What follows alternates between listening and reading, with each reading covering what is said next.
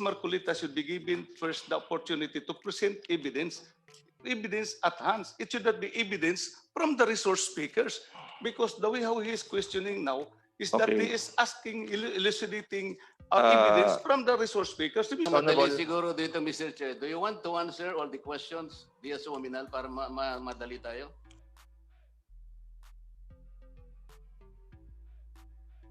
At yun na mga kabayan, siya ay sinagawa ng hearing patungkol nga dito sa kalokohan ni Governor Ominal. Halos magpang-abot nga si Congressman Marcoleta at si Governor Ominal. At sa sobrang init nga mga kabayan, akala mo ihahampas na ni Congressman Marcoleta yung file folder sa mukha ni Ominal. Buti na lang naharang nga itong dalawa bago pa sila magpang-abot sa Kongreso. Ito nga ay dahil sa ayaw pagsalitain ni Ominal itong si Congressman Marcoleta, at ayaw niyang tanungin ni Congressman Marcoleta itong amuyong niya na si City Administrator. Mukhang may tinatago itong si Governor Ominal na ayaw niyang malaman ni Congressman Marcoleta. Sa tingin ninyo kabayan, sino ang paniniwalaan nyo sa dalawa? Si Congressman Marcoleta o si Governor Ominal? Comment nyo nga sa baba kabayan, at huwag mga kalimutang i-hit ang like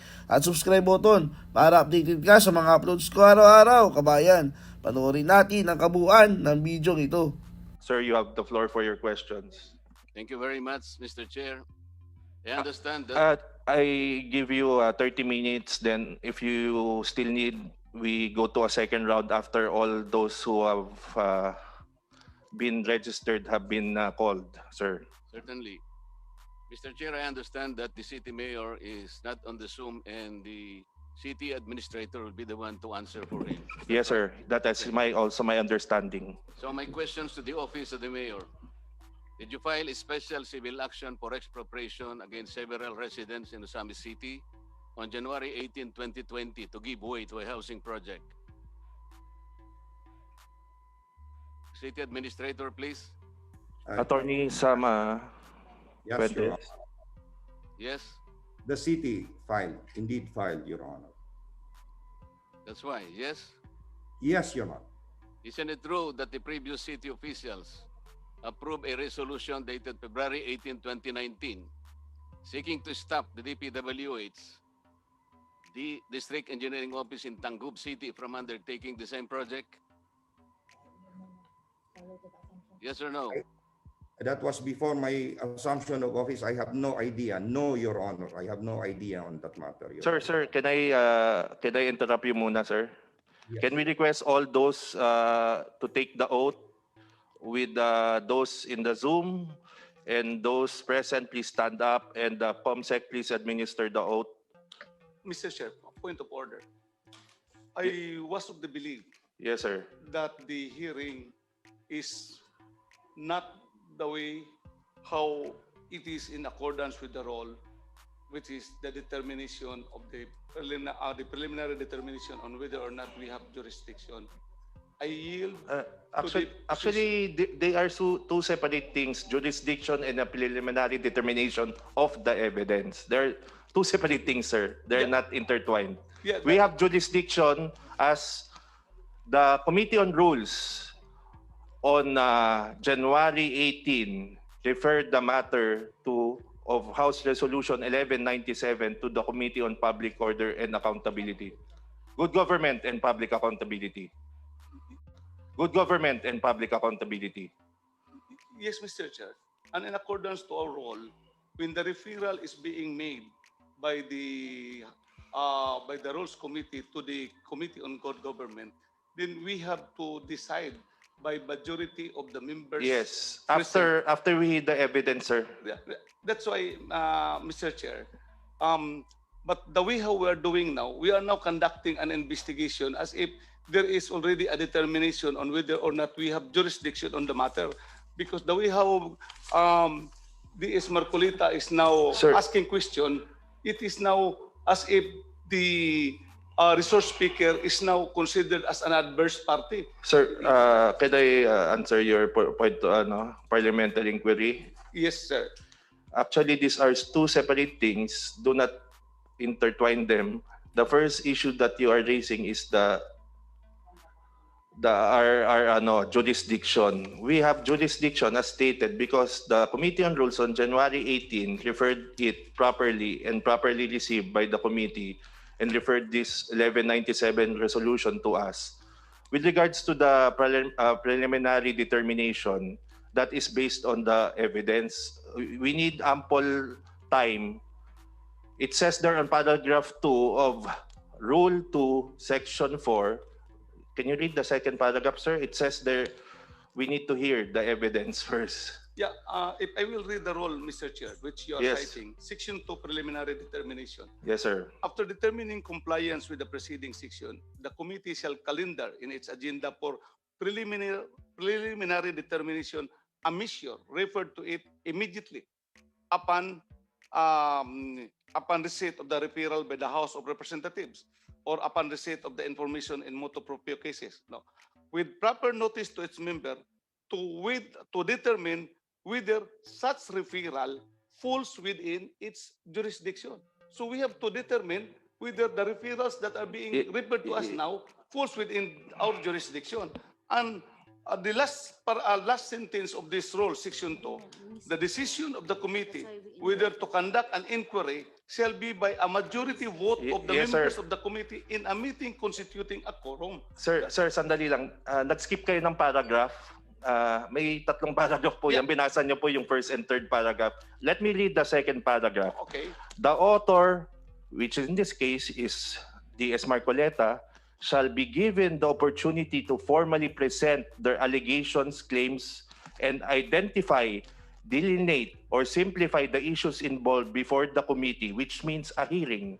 The committee may also consider the following. So, please, D.S. Oaminal, let's give him a fair chance to present his case allegations. Yes, Mr. Chair, that was I was expecting him in his preliminary remarks that he should present evidence. He should not get evidence from the resource speakers. Okay, may we remind D.S. Marcoleta to present your allegations and the executive summary of your allegations so that the member questioning will be satisfied that there is indeed malfeasance, misfeasance, or nonfeasance, which is a jurisdiction of this committee. Mr. Chair, Mr. Chair, Mr. Oaminal, I pinakamadali siguro dito, Mr. Chair. Do you want to answer all the questions, D.S. Oaminal, para madali tayo?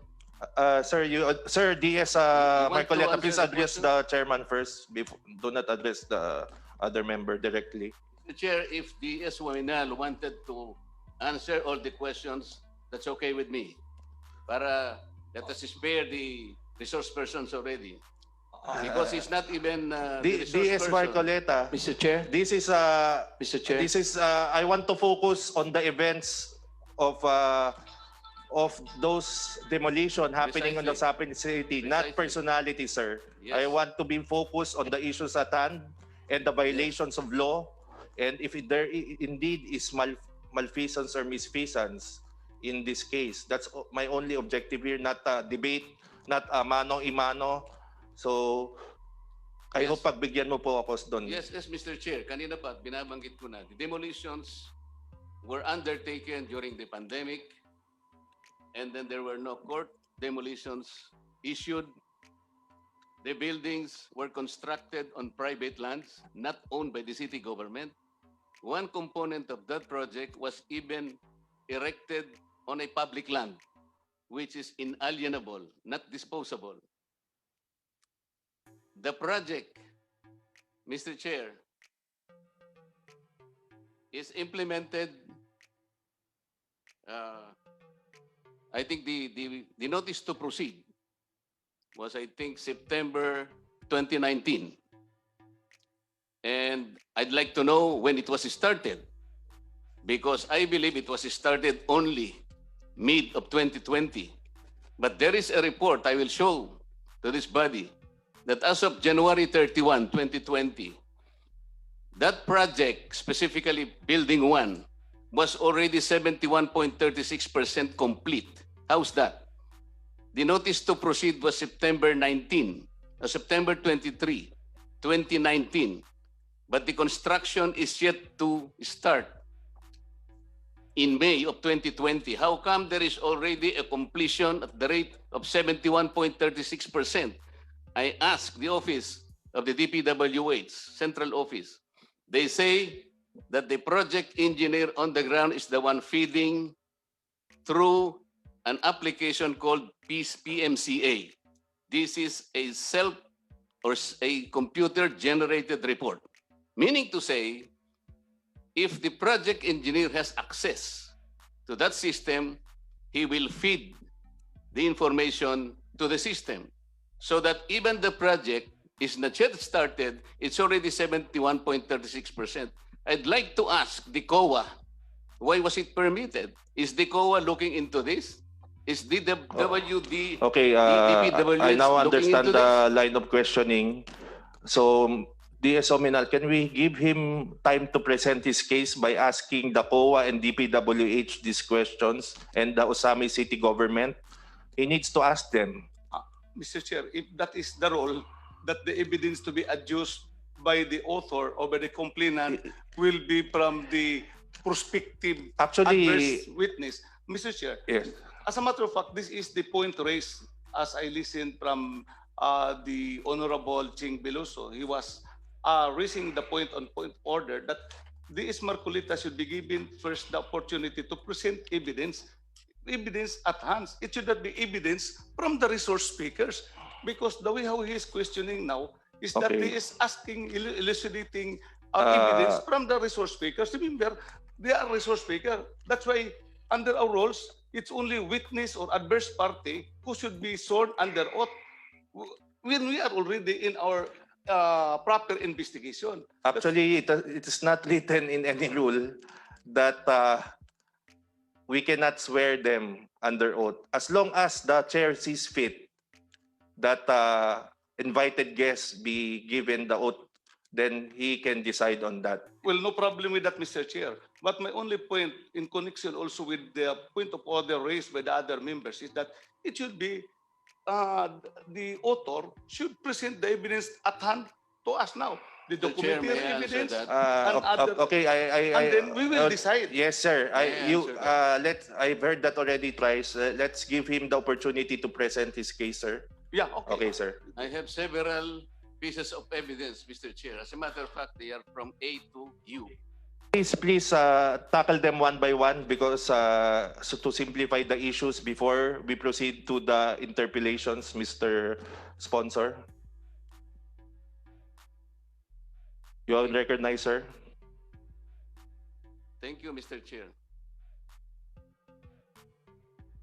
Question for the Office of the Mayor. The first building of the housing project under contract 19KJO186 had a 50 million funding under the 2019 GAA.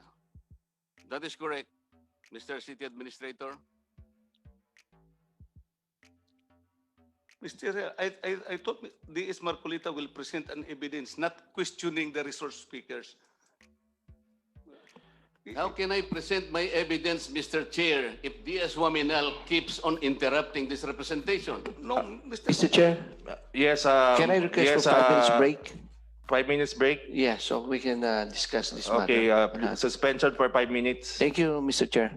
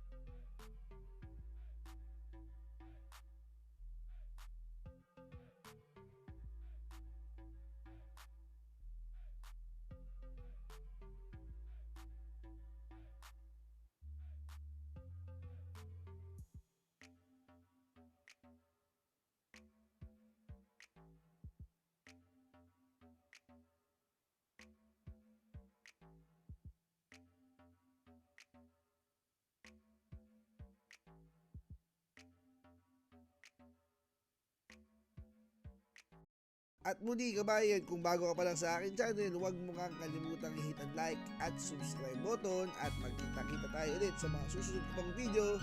Paalam! Gusto mong liparin ang tayog ng ulan.